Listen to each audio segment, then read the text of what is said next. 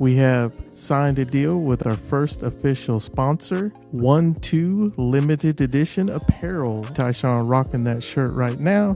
For dope people doing dope shit, man. That little picture that I posted is a real big graphic design that's on the back of this t-shirt. Good fit, loose, long sleeve. I'm really jacking this. We need more. 1-2 Apparel, baby. At official, period, 1-2 spelled out. Check them out on Instagram. Help support them, man. Dope people doing dope shit.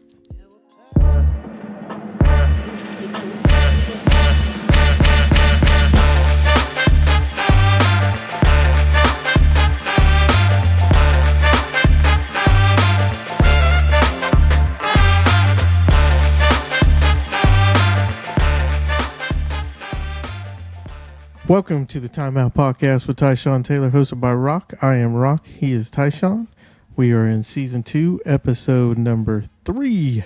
What is going on, Tyshawn? I'm chilling, man. How you doing? How you feeling?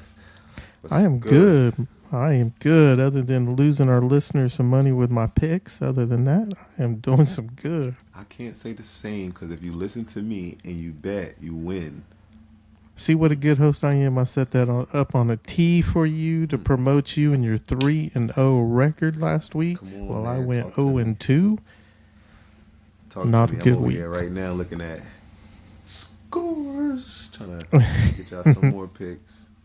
I know what I like though, but I'm just checking it out for sure. So we'll save that for a little bit later when we get into our picks. I know Jackson's already submitted his, and just for the record, my man is undefeated this year, 2-0. I think he might have the script like me. Right. Hey man, I want to get on my soapbox for a minute. You allow me to get on the soapbox and go on a little rant? Yeah, please do. I want to talk about K-State fans for a minute. We went to the KU K-State football game the other night, me and Chamberlain. And these dudes, I'll tell you what, man, they started from before the game started, as we were walking in, and they didn't stop at all the whole game. I mean, dudes behind me. We were walking out, and some grown-ass man were trying to talk shit to Chamberlain and wanted to start a fight. I was like, bro, relax. So I just don't understand. If Lawrence, you want right? to come to a game, root for your team, wear the gear, I get it. Have a good time. You want to give the refs the business because you think they missed a call, I get it. Give the refs the business. Have a good time. But why you want to start yelling dumb shit when you're at the game, talking shit on KU football, and then start talking shit on KU basketball? I'm like, good Lord. Like, this was in Lawrence, right? This was in Lawrence.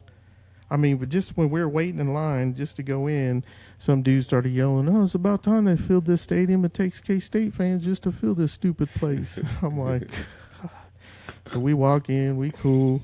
Everything's good, and then the kids behind us, man, they're just the whole game. Every time, I think KU got a sack, or K-State sacked KU, and there was a loss of 8. And so the public address announcer gets on. He's like, oh, sack for a loss of 8. What'd he say? What'd he say? What'd he say? A loss of 8?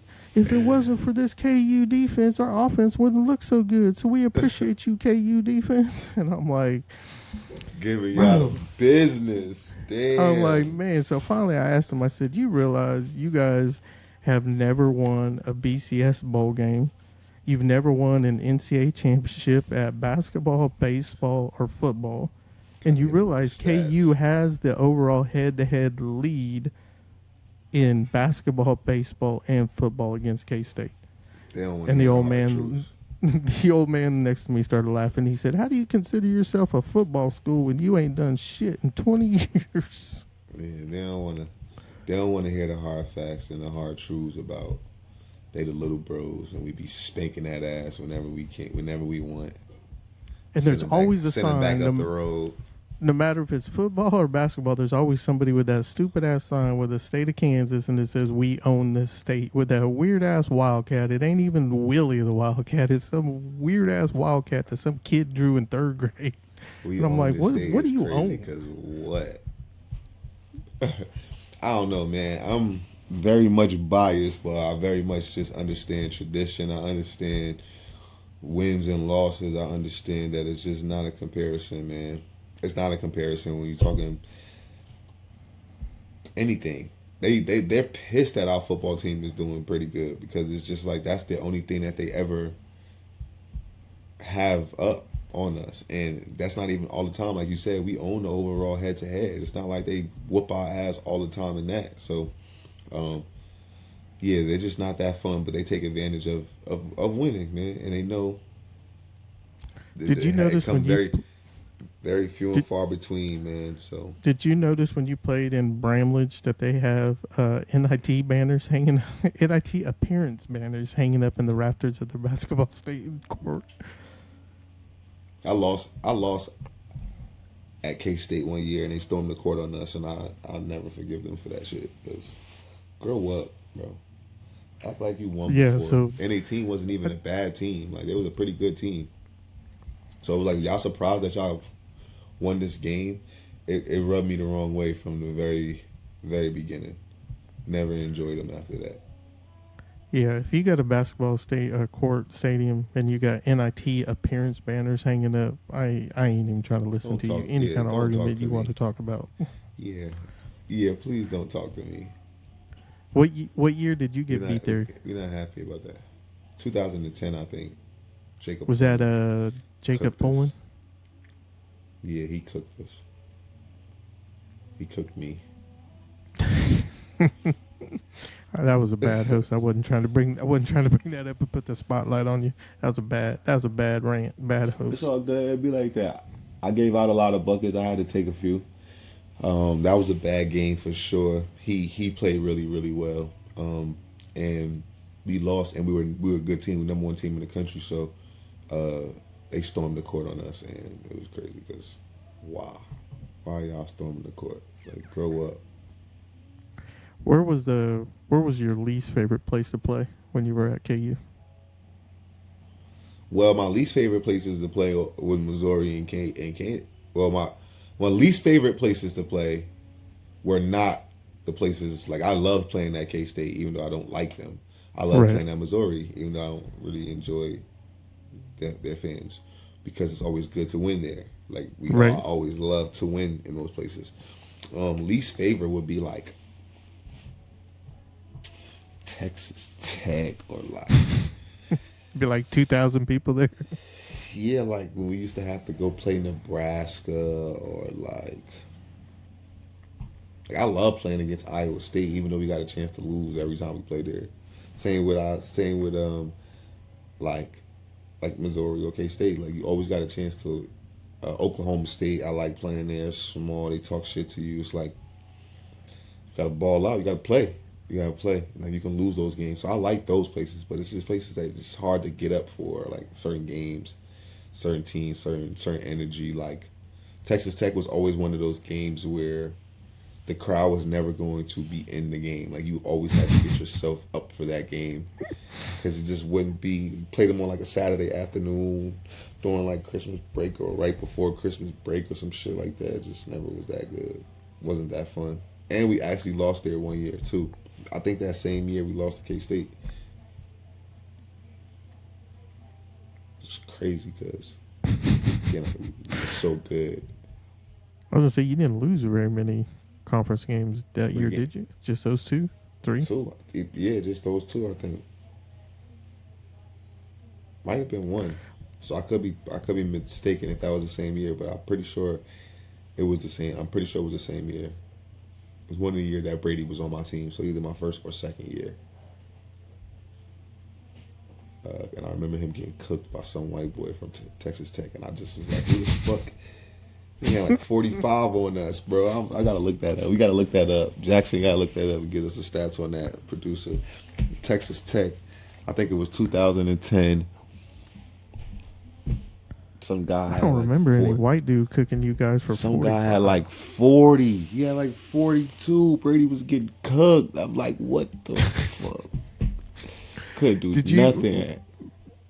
Like, what's the conversation like in the huddle when some dude cooking you guys like that? Like, are you guys yelling at each other? Coach yelling at you? Like, is somebody trying to step up? Be like, man, let me guard this motherfucker. Shit, we not saying nothing, bro. We just listen to the coach. Whatever coach say. Coach say we got to trap. All right, cool. Try to trap. He hit a shot when we trying to trap him. Like, damn, coach, we look at coach like, we trap. He be shot it over the trap. Like, send him left. I'm going to send him left. He going left, score. Look at coach. Like, what the fuck do you want us to do, dude? He just cooking. Whatever you say, he has something for that. It be those moments where you just gotta trust what you do. Just trust what you do and just hope that this nigga's gonna stop missing or start missing. And sometimes good players don't. Sometimes good players just cook up. He had a day. Everybody always try to play hard against us. So if you start cooking, bro. Like, Brady was a good defender too. That's why I was like even like, oh shit, because he didn't get cooked a lot and had to guard a lot of people that was better than that dude that cooked them. So it was like, who the hell is that smoking Brady like this? Brady catching all type of strays in this episode. This was not an episode. I was gonna say, man, Brady. at Brady Morningstar, I'm sorry for all the strays. Yeah. But it happens, bro. I got cooked against Jake Pullen, and I got cooked against who else cooked me? I mean, there's not that many people that cooked me, actually. I didn't really actually get cooked a lot. Jake was one of them. That was a game that I got cooked. Other than that, I don't really know. Like, somebody else may say they played a game against me, but just somebody just killing me, never. Never happened. Anybody ever kill you in practice? Who killed you in practice? Sharon, every other day. Sharon? Yeah, Sharon, every other day. Me and Elijah went at it a lot because he was on the second team, so I would have to play against him. Me and Macklemore would go at it every day. My last year, he got at me a few times, but again, nobody ever cooked me. I never in my life got cooked, bro. Like, just somebody just. Only time I ever felt like I got cooked was that Jake Pullen. Like, I just felt like I couldn't do anything. There was nothing that I could do that was gonna stop him. I played in like a couple of camps in high school, and there was a couple of kids that played good against me. There's a guy named Courtney Fortin who went to Arkansas. He killed me. He was another kid that just, like, I don't know what I could do. Like, there's nothing I could do. He's short. He could shoot. He was strong and athletic, so he'd get to the rim on me, and I'll back up off him trying to use my length, and he'd make shots. And I was just like, there's nothing I can do. Like there was this moments where it was like, I can't do anything. And then, when you like in a camp setting, it's like one-on-one. It's not like team defense. It's not like people helping you. Like, you literally just on the island for 40 minutes hoping that somebody else is playing one-on-one on the other side. Your man is not having the ball, but he's a point guard and he had the ball, and that motherfucker was cooking me. But yeah, that didn't happen a lot though. It was like, I swear it's like a handful of people. Not even, probably like 3 people. I was a pretty good defender and I tried hard. I had a lot of pride in like not getting cooked, like not letting people say that they fucked me up. So I took pride in defense, especially coming up, like in like my high school days, and like my first couple years at Kansas. Like, I took a lot of pride in my defense. That's also what kept me on the court. That allowed me to stay in the starting lineup and play, even though we got big time recruits in and shit like that. Like, I always was involved because I took pride in defense. So a lot of people can't say that they cooked me. Like, some people had good games. We have moments where some guys have good games on you and shit, but just somebody just busting my ass. Mm-mm. That's the message of the pod. That's the message of the episode this week. Kids, play defense. Work on your game. Defense. On the defensive end, it's going to keep you on the court. Have pride in it. I think defense is like a want-to. It's not really a skill. I mean, it is a skill. You gotta, but I think the skill in it is just wanting to actually play it. Some kids just don't give effort on that end of the court. They just feel like they're gonna max out on the offensive end and they could take breaks defensively, and so it just looks sloppy or look bad sometimes. But just have pride in it. Play hard.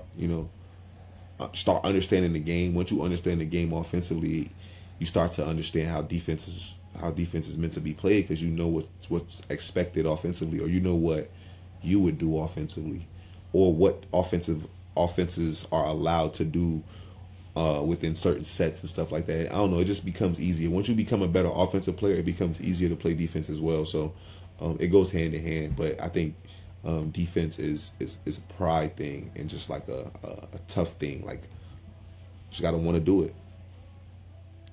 It's a good segue into kids on the court and your son this week. Proud Papa moment. How many points? Yeah, you scored man. the I other night? actually really wanted to talk about this because it's just more than just what I told you. That's part of it, and that's like the cherry on top for me. But he had a moment early, like right during tryout. He was playing football, and like towards the end of the season, he wasn't getting a lot of playing time during football, and so he was really excited about basketball season because he just feels like that's his time to excel and to be who he is and to be the unicorn, kind of like he's not just fitting in. In basketball, he's standing out, so he's excited about it. And he also just has a really bad attitude. He's really emotional, gets down on himself, really hard on himself, hard on his teammates, hard on his coaches. A lot of it comes from expectation. A lot of it comes because he is good, and so when other people aren't as good, he wants to, like, I don't know. He's I don't know. He's just really emotional. So this is one thing that I've talked to him a lot about, and I had my moments as a kid being that way too. I heard all the way up until I was like 14 or 15 years old. If you don't change your attitude, people aren't going to want to play with you. People aren't going to want to, coach you. So these are the things that I'm telling them. And he had a moment during tryouts where a coach said a joke to him, and he kind of like got emotional and lashed out. And the coach was like, "Hey, I'll put you on the B team. We know you're good, but if your attitude doesn't change, it doesn't matter. Like, we won't put you on the A team." So that kind of rubbed him wrong. He was frustrated about that because he was excited about, finally being able to be who he is. And he called me with that conversation. So we talked about it. He calls me a couple days later and he's like, my coach is playing. I apologize. I'm going to be on the A team. Cool. Like a week after that, he calls me and goes, "Yeah, we had our first game today. I had 24 points. And I was like, "Oh, that's nice." Like, that's okay. Like, you play basketball all the time and you play in 7th grade basketball. Like, that's okay. He's like, "Yeah, and my other teammate had like 27 or something. Like, we killed them." I'm like, "All right, that's good." I always ask him, like, I like that you have points, but how are you getting your points? I want to know how you're getting the points. Are you shooting 25 shots to get 27 points? Are you, are you being unselfish? Are you shooting a bunch of threes? Like, how are you getting this done? And he was like, I had 2 threes and I had like 4 or 5 free throws. I was getting to the basket, which I love to hear. You get into the basket and you making free throws? Okay, cool. And you can make a couple threes here and there. That just opens the floor up. So I don't love it, but if you shooting them, good. Like, do other shit. So then, a couple weeks go by. We had Thanksgiving break or whatever. I talked to him, and he calls me last night, and he got this big smile on his face on FaceTime. And I'm in the gym, so I couldn't really talk to him at that time. I'm like, "What's up? Like, what's going on?" And he was like, "I had a game today." And I was like, "I thought your game's on Thursday." He was like, "Yeah, they switched sometime. I sent you the schedule." So I'm like, "Oh, let me check this out." Look at the schedule. I'm like, "Oh, okay, you did have a game today. How'd it go?" And he goes, "I had 39 points." And I was like, "What?" He goes, "I had 39 points." I was like, 39? Like, 1 away from 40? He was like, "Yeah." And I was like, "How?" He was just like, "I was balling. Like, I was playing good as hell. Like, the team's like," he kept it G. He was like, "The team wasn't that good. We beat this shit out of them." He was like, "We beat them like 90 to like 40 something or 50 something." So it was like, they weren't a great team, but like, I was on fire. Like, I was doing everything right. I was getting my teammates involved. Like, I was getting to the basket. I was making good plays, getting to the cup. Getting to the free throw line. Making my free throws. I said, "You had 39 points. How many threes you hit?" He said 2. I was like, "Damn, you got 33 points." And everywhere else. And then I texted his mom, or his mom texted me and was like, "Your son scored 39 points." And I was like, "Yeah, he couldn't wait to tell me, to brag to me and shit." And then I asked her, I'm like, "How did he get these points? Like, what did he do? Was he like, shooting every shot?" She was like, "Nah, like, they pressed a lot, and so he got a couple steals and got some easy layups, but he got fouled a bunch, He made most of his free throws. And he's been getting to the float, like this floater, she said, like this little like mid-range floater thing, which again I love to hear. And she was like, the team wasn't that good, but when we were walking to the bus, one of the kids on the other team was like, that little light skinned boy that had those mellows on, he good. Like I ain't even gonna cap, he was good. Like one of the other kids that he played against was saying this. And so that made him feel good too, because you know when your competition's saying that hit different Right. than even if a coach tell you. When somebody that actually got to play against you, guard you, and be on the court with you, tells you you nice. That's a different type of compliment because they got to be out there with you. So he felt good. He was feeling good, and I was happy to hear that because I don't even know how this happened, but I also got a tweet about it. Like one of my college friends, I don't know, they probably follow my son's mom on social media or I don't know, but I got a tweet about it as well. Like, Tyshawn, I know your son did not have 39 points in the middle school game. So somebody randomly tweeted me that also today. And so that also felt good because, you know, people know who my boy is, man. He putting on, he holding it down. So I love that. I love that. I do got to keep talking to him about his attitude, but and just how to handle his emotions and shit. But sky's the limit for him if he starts to take it serious. So I love that for him. So when you were in middle school, were you that nice? Like, did you know it already? Oh yeah, I was good. I was good. Like my son's still dabbling with football. Also, like he still play football. I only played basketball. Like by the time I was in 6th grade, I knew who I was, and I wasn't. When I say knew who I was, like I knew I wanted to play basketball. I don't know if I was as skilled as he is right now. I definitely didn't shoot the ball as well as he does. And just again, like I just think the skill set on the kids today is completely different than I didn't work on my skills. I just played. We just played basketball. I would go play games. So I would just be Right. at the park and be 3-on-3, 5-on-5, 4-on-4, 1-on-1. I would just be playing. That's how I worked on my game. Like so the moves that I would watch AI do in Philly or T-Mac or Kobe do, I would go mimic those by myself and then I would play. It wasn't like I had a trainer or like somebody to tell me like this is the skill you need to get better. So I got better by experience. Now, once you get to a certain level, again, once I got to like high school and start playing with Coach Hurley and stuff, like you understand the importance of doing certain things and like how important having skills is, and you just working on your game so much that you're getting better. But again, I didn't have a trainer. Like I didn't like my skill set got better over time. His skill set is good now. His left hand, his right hand, his footwork, all of the things that you need to be a good basketball player. He has. I didn't have. I just was good, faster, taller, longer. I also loved basketball more than other kids my age. So I separated myself. But again, he better than I was at his age for sure. It's not even close. How's his basketball IQ compared to where you were at that age? That's the funny part because I was just in Florida with my mom and I went to seventh, 8th, 9th grade there before I moved back to New Jersey. And so 6th, 7th, 8th, and 9th grade.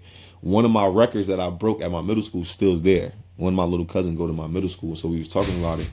And I got a assist record. I broke the assist record. I had I think we played like 12 games and I had like 112 assists. Damn, in 12 games? Yeah. And for the season, yeah, for like 12 games. Then so I averaged like 11 a game or something like that, which is the record. I broke it for the season and then I broke it the average for the year also, and it's still there. I also played with a guy that was like 6'7", so I would just throw the ball 6'7" up. in 6th grade, he just throw it to him. Exactly. He was in 7th or 8th grade, and he was 6'7", bigger than everybody else, and I would just throw that bitch up to him.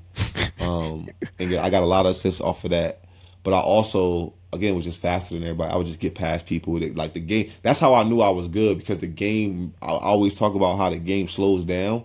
It started to slow down for me, especially I would go from playing AAU to playing school basketball.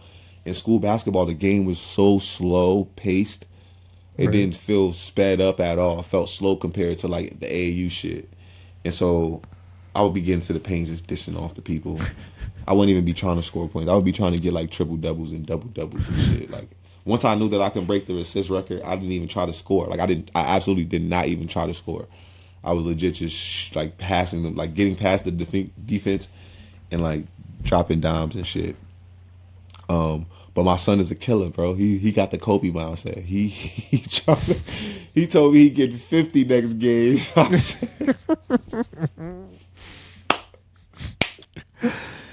He said he dropping a 50 ball next game. If that nigga drop 50, bro, I'll fuck around, quit my job, and just go train him and just start locking in for the next 5 years. I was gonna say, man, it sounds like when he starts going on visit recruiting trips and visit, man, take me along. I'll be his I think I might just have to negotiator. Yeah, I might just have to say fuck it, just go be his personal trainer right now.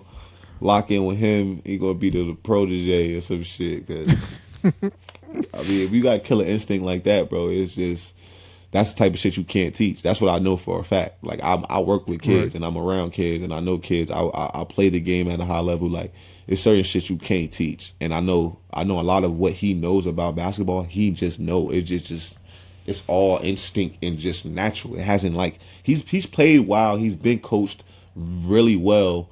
For the I would say about 3 or 4 years he's been playing AAU in Fort Worth. He has a good team. The kids have been playing together since he started, so they've grown together. And he's individually gotten better. But again, his length, his feel, his touch, his coordination is like shit that you can't teach. You don't teach that. You just have that, and you teach the skill stuff. And so he's learning that part of it. But he obviously has so much more to work on, basketball wise. But I don't think that's gonna be this. I don't think that's gonna be his problem at all. If he continues to work, it'll be other things. It won't be skilled basketball at all. Again, he's just tall. He's lanky, long. Again, he just got. Does he play wide receiver in football? Feel. He did. He also ended up playing defense, like cornerback and safety too. Again, he just also didn't love football. He didn't love it because he wasn't excelling in it. He wasn't like the guy. And so he wasn't that he wasn't good. He's athletic. He's good at everything. He's fast. He's good at everything. He wasn't the guy. And thinking about, it's Texas, man. It's a kid that's only playing football. They ain't playing both sports right now. It's a kid that's going to position coaches and doing training specifically for football to get ready for this shit, because they, in their mind, that's their ticket. He just like playing football. He don't think that's what he gonna do. He know he want to play basketball. He understand. He's starting to, which I knew would happen. The whole time he was playing both, I knew it would be a point where one of those two things he's gonna start to feel better in, and he's not gonna want to do the other one as much. I'm just glad it's basketball. Right. Speaking of football, it's time for the Timeout Podcast. Take your picks to the bank segment. I ain't gonna lie. I went 3-0 last week, and I didn't even place a bet on my own picks. Cause we do this shit. We pre-record this shit, and so by the time the games happen, I ain't even know. I forgot what I told y'all people. So this time I'm locking in because I'm 3-0. I surprised myself, and I'm not losing out on this shit. See, I could have said you went 0-3, and you wouldn't even have known the difference. Come on, my boy Jackson was not gonna let me go out thinking that I went 0-3 when he knows. So he went and did the research for me. I'm telling you, Jackson picks. He's 2-0. If he wins this one, I know he's got that leaked script of the NFL. He knows what's going on. So, my locks of the week, take it to the bank picks. I'm gonna go Indianapolis Colts, Tennessee Titans game. I'm going to take the under of 42 points in that game. Colts, Titans, under 42. Going to be a low scoring. It's a divisional game. Most divisional games in week 13 to week 17 with at least a 42 total are hitting at 60%. So I'm going with that math. And my other lock of the week, I'm rolling with the Detroit Lions minus 4 points this week. Detroit against New Orleans Saints. Detroit minus 4. What's Jackson pick? Jackson's lock of the week. Bet it all. No, wait. What's he say? The all-in. That's what he says. He says the all-in pick of the week is Jacksonville Jaguars minus 8.5. All right, so what's your picks again? You taking Detroit minus taking 4, the under Detroit in the minus Tennessee 4. game?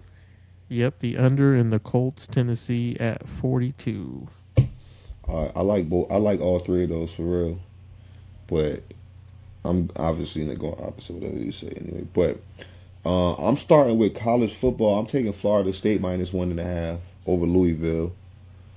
Florida State without their starting quarterback? They gotta win, man. They trying to get into them playoffs, man. They gotta win. It's a must win for them. I like it. All So right. I'm going Florida State minus 1.5. I'm going Broncos. Let's ride. You Broncos country. Look at you. I'm going Broncos country. Let's ride over the rookie C.J. Stroud, who I love how he playing and how he holding it down. But I'm also loving, my boy Russell these last couple weeks. Russ is starting to And cook. he is starting to cook. And I like Philly. I like the Eagles. Jalen Hurts At playing home. at home. -3. I'm taking the money line. I think Jalen Hurts trying to get that MVP. And I think they're gonna hold it down.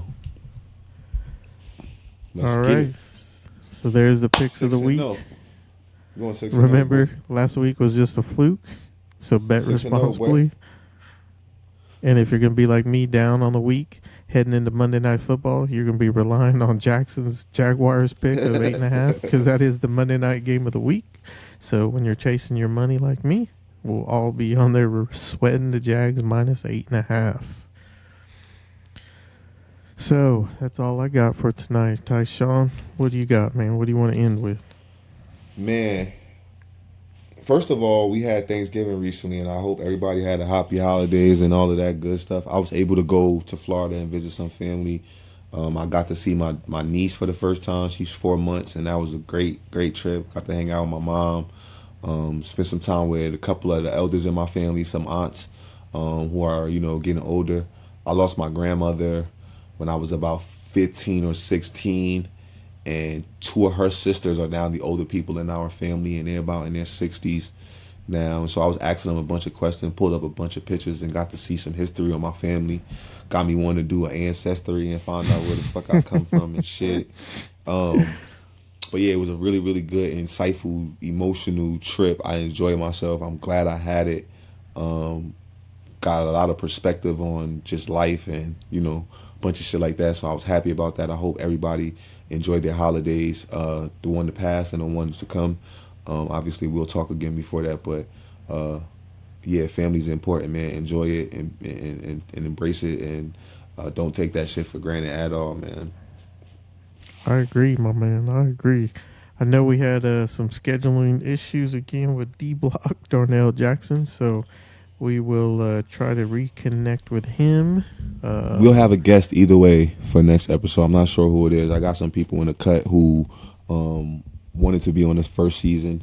Had some scheduling conflicts, but we also got I got so many teammates and so many friends and so many stories and so many dope and impactful people in my life that we can learn from and hear from. So I'm gonna get us situated and get us together, and we'll be good to go. Alrighty, man.